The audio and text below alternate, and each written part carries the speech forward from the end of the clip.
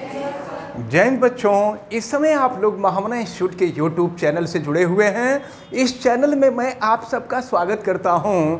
आज हम लोग क्लास 12 फिजिक्स हिंदी माध्यम एनसीईआरटी बुक के चैप्टर 3 विद्युत धारा के अंतर्गत आज हम लोग सेलों का पार्श्व क्रम संयोजन यानी समांतर क्रम संयोजन पढ़ने जा रहे हैं। तो सबसे पहले हम लोग ये देखेंगे कि सेलों का समांतर क्रम या पार्श्व क्रम संयोजन क्या है। इसके बाद हम लोग ये देखेंगे कि सेलों को जब समांतर क्रम या पार्श्व क्रम में जोड़ते हैं तो उनके द्वारा परिपथ में प्रवाहित होने वाली धारा कितनी होती है। और फिर इसके बाद हम लोगों को आज ये भी देखना है कि सेलों को कौन सी स्थिति में, यानी ऐसी कौन सी स्थिति है कि उस स्थिति में सेलों को हमें पार्श्व क्रम या समांतर क्रम में जोड़ना चाहिए। तो सबसे पहले हम लोग ये समझें कि सेलों का पार्श्व क्रम संयोजन क्या है या समांतर क्रम संयोजन क्या है। देखें, यहाँ ये पहला सेल, दूसरा सेल, तीसरा सेल, इसी तरह से यन सेल हैं।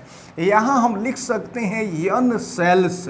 नंबर ऑफ सेल्स जो है वो यन है, यहाँ पर यन सेल्स हैं। तो देखें, ये पहला, दूसरा, तीसरा, चौथा और इसी तरह से यन सेल है। और फिर देखें, ये धन सिरा, ऋण सिरा, सबका आप देख रहे हैं, धन सिरा, ऋण सिरा। अब समझिए आप, जब सेलों के धन सिरों का संबंध एक बिंदु से, इस बिंदु का नाम हम ए रख दे रहे हैं, और जब ऋण सिरों का संबंध दूसरे बिंदु बी से करके जब इनका संबंध बाह्य प्रतिरोध कैपिटल आर एवं कुंजी के से कर दिया जाता है, तो सेलों को आपस में जोड़ने के इस प्रकार के क्रम को हम समांतर क्रम या पार्श्व क्रम कहते हैं। अब चले जरा ध्यान पूर्वक देखें। हम मान लेते हैं कि यन सेल जिसमें प्रत्येक सेल का विद्युत वाहक बल कैपिटल ई और आंतरिक प्रतिरोध स्मॉल आर है, इन सेलों को पार्श्व क्रम यानी समांतर क्रम में जोड़ा गया है और उनके साथ बाह्य प्रतिरोध कैपिटल आर है और कुंजी के है। देखिए, कुंजी के को हमने ऑन कर दिया यानी स्विच ऑन कर दिया। और एक चीज तो आपको पता ही है कि हमने सेलों को जोड़ा है प्रबल विद्युत धारा प्राप्त करने के लिए। जैसा कि पहले भी आपको बताया जा चुका है कि एक सेल के द्वारा प्रबल विद्युत धारा नहीं प्राप्त की जा सकती, इसलिए कई सेलों को आपस में जोड़ करके बैटरी का निर्माण किया जाता है और उस बैटरी के द्वारा प्रबल विद्युत धारा प्राप्त की जाती है।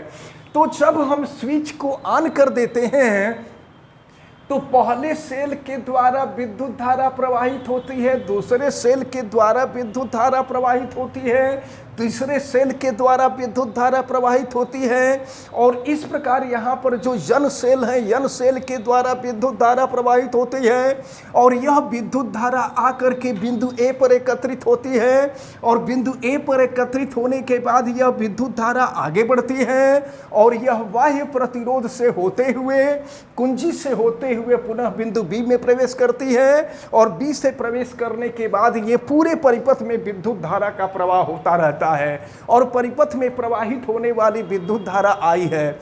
एक बात मैं आपको बता दूं कि जब सेलों को समांतर क्रम में जोड़ा गया होता है ना, तो जितना एक सेल का विद्युत वाहक बल होता है उतना ही संपूर्ण सेल का विद्युत वाहक बल होता है। यानी जब सेलों को समांतर क्रम में जोड़ा गया है तो संपूर्ण विद्युत वाहक बल, यहाँ पर सेलों का संपूर्ण विद्युत वाहक बल जो होगा, सेलों का संपूर्ण विद्युत वाहक बल जो होगा वो कैपिटल ई के बराबर होगा। अब जरा हम तुल्य आंतरिक प्रतिरोध निकालें तो जरा ध्यान पूर्वक देखें। यहाँ पर जितने सेल हैं, सेल पार्श्व क्रम में जोड़े गए हैं। तो जब सेल पार्श्व क्रम में जोड़े गए हैं तो उनके जो आंतरिक प्रतिरोध होंगे, आंतरिक प्रतिरोध भी पार्श्व क्रम में होंगे। जब आंतरिक प्रतिरोध पार्श्व क्रम में होंगे तो आपको पता है कि तुल्य प्रतिरोध याद करने का फार्मूला क्या होता है।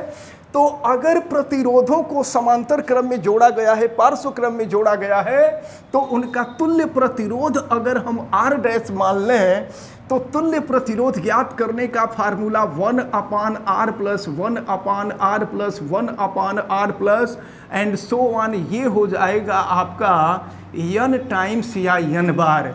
अब जरा ध्यान पूर्वक देखें तो 1/R डैश इजकल टू एक सेल के लिए 1/R, अगर 2 सेल होते तो दोनों को जोड़ देते तो 2/R हो जाता, 3 सेल होते तो 3/R हो जाता, 4 सेल होते तो 4/R हो जाता।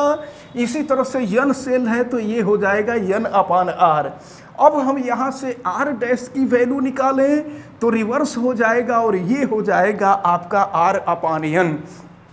तो ये तो तुल्य आंतरिक प्रतिरोध निकला है, लेकिन परिपथ में बाह्य प्रतिरोध भी तो है। तो अब हम यहाँ पर कुल प्रतिरोध निकालेंगे, परिपथ का कुल प्रतिरोध। तो देखें परिपथ का कुल प्रतिरोध कितना होगा। परिपथ का कुल प्रतिरोध, तो कुल प्रतिरोध ज्ञात करने के लिए हम बाह्य प्रतिरोध और आंतरिक प्रतिरोध दोनों को जोड़ देंगे तो हमें तुल्य प्रतिरोध निकल जाएगा। तो फिर देखें ये हो जाएगा आपका स्मॉल r/n प्लस हो जाएगा कैपिटल R। अब इसको हम चाहें तो सॉल्व कर लें तो R प्लस ये हो जाएगा nr/ स्मॉल n। अब हम परिपथ में प्रवाहित होने वाली कुल विद्युत धारा निकालें तो परिपथ में प्रवाहित होने वाली धारा, परिपथ की धारा, परिपथ की जो धारा होगी वह कुल विद्युत वाहक बल बटा में कुल प्रतिरोध होगा। तो ये होगा यहाँ पर कुल विद्युत वाहक बल और बटा में हो जाएगा कुल प्रतिरोध। अब देखते हैं फिर क्या होगा। तो परिपथ में प्रवाहित होने वाली धारा तो I है और ये हो गया कुल विद्युत वाहक बल E है और कुल प्रतिरोध हमने निकाला तो ये हो गया small r plus n r/ small n हो जाएगा। और फिर इसको सॉल्व कर लेंगे तो I इजकल टू n ऊपर चला जाएगा, ये हो जाएगा NE/ small r plus nr हो जाएगा। तो इस प्रकार यहाँ पर आप देख रहे हैं कि जब सेलों को पार्श्व क्रम में जोड़ा जाएगा, जब सेलों को समांतर क्रम में जोड़ा जाएगा तो उनके द्वारा परिपथ में प्रवाहित होने वाली धारा का जो मान है वो NE/ small r plus nr के बराबर होगा। अब यहाँ भी 2 स्थितियाँ आती हैं, जैसे श्रेणी क्रम में 2 स्थितियाँ थी उसी तरह से समांतर क्रम में भी 2 स्थितियाँ आती हैं। तो अब इन 2 स्थितियों में पहली स्थिति को अगर हम ध्यान दें तो पहली स्थिति केस फर्स्ट को हम देखें कि small r is much less than nr, यानी आंतरिक प्रतिरोध का मान बाह्य प्रतिरोध की तुलना में बहुत ही कम हो। तो जब आंतरिक प्रतिरोध का मान बाह्य प्रतिरोध की तुलना में बहुत ही कम होगा तो जो मान बहुत ही कम होगा उसको हम नगण्य कर देंगे, उसको छोड़ देंगे, यानी आंतरिक प्रतिरोध को हम नगण्य कर देंगे। और जब आंतरिक प्रतिरोध को नगण्य कर देंगे तो परिपथ में प्रवाहित होने वाली धारा कितनी होगी, तो ये हो जाएगा NE/ स्मॉल r को हमने नगण्य कर दिया तो ये हो गया nr। अब यहाँ से स्मॉल n से स्मॉल n कैंसिल हो गया तो I इजकल टू हो गया E/R। अब जरा इस फार्मूले में देखिए, इस फार्मूले में n कहीं है ही नहीं है, यानी इस स्थिति में परिपथ में प्रवाहित होने वाली धारा का मान सेलों की संख्या के ऊपर निर्भर नहीं करता है। तो जब सेलों की संख्या के ऊपर नहीं निर्भर करता है तो परिपथ में चाहे 1 सेल हो, चाहे 50 सेल हो, चाहे 100 सेल हो, चाहे 1 करोड़ सेल हो, विद्युत धारा उतनी ही प्रवाहित होगी जितनी 1 सेल से विद्युत धारा प्रवाहित होती है। तो प्रश्न ये उठता है कि अगर 1 सेल के द्वारा जितनी विद्युत धारा प्रवाहित होती है 100 सेल के द्वारा भी उतनी ही विद्युत धारा प्रवाहित होती है, तो इस स्थिति में आखिर सेलों को जोड़ने से फायदा क्या है। तो सेलों को जोड़ने से कोई फायदा नहीं है।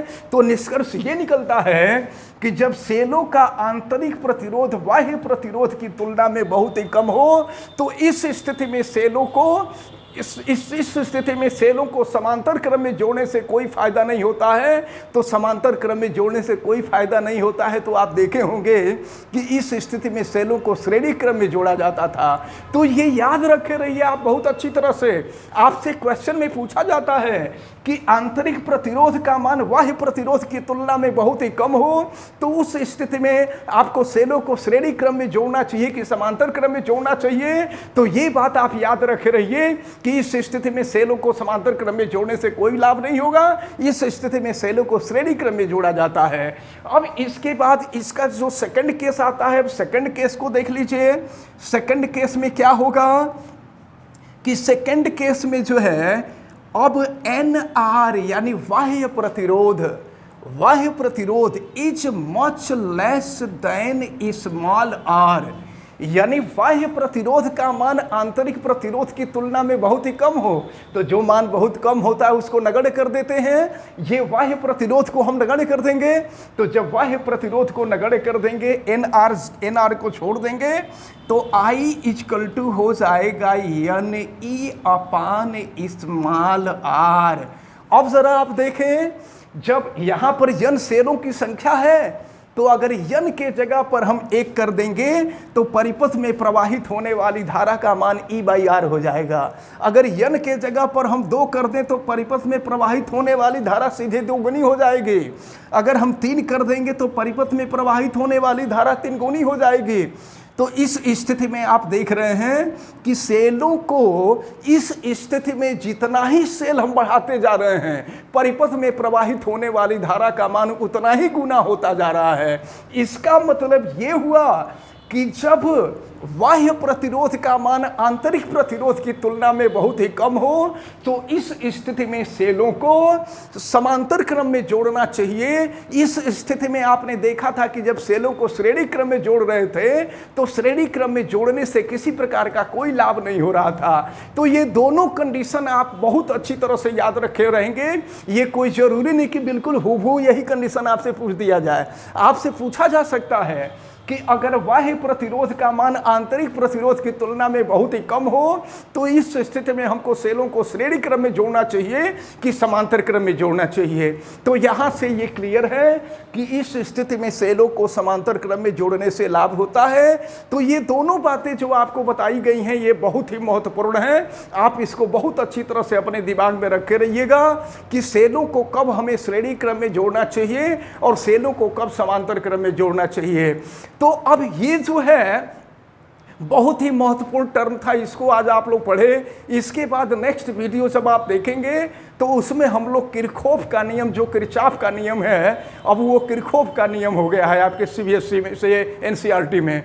तो इसके बाद हम लोग किरचॉफ का नियम पढ़ेंगे और किरचॉफ के नियम के बाद हम लोग व्हीटस्टोन सेतु पढ़ेंगे, मीटर सेतु पढ़ेंगे, फिर विभव मापी पढ़ेंगे। ये सब काफ़ी महत्वपूर्ण टर्म्स हैं जिनको हम लोगों को पढ़ना है यहाँ पर। तो आज जितनी भी चीज़ें बताई गई हैं हमें उम्मीद है कि आप सबको बहुत अच्छी तरह से समझ में आई होंगी। आप वीडियो को लाइक ज़रूर कीजिएगा और अगर चैनल पे नए हैं तो चैनल को सब्सक्राइब भी कीजिएगा। चैनल सब्सक्राइब करने के लिए यूट्यूब पे महामना इंस्टीट्यूट को सर्च कीजिए और फिर रेड कलर के सब्सक्राइब वाले बटन को क्लिक कर दीजिए, चैनल सब्सक्राइब हो जाएगा। इस वीडियो को मैक्सिमम स्टूडेंट तक शेयर करें ताकि मैक्सिमम स्टूडेंट इस इंपॉर्टेंट टर्म को अच्छी तरह से समझ सकें। और फिर अगर किसी प्रकार की कोई दिक्कत समझ में आती है तो आप हमें कमेंट करके जरूर बतावें। बेल आइकन को भी प्रेस करें और उसको ऑल पे कर दें ताकि प्रतिदिन पढ़ने वाले वीडियो की सूचना आपको मिलती रहे। आप सभी लोगों का बहुत बहुत धन्यवाद। जय हिंद।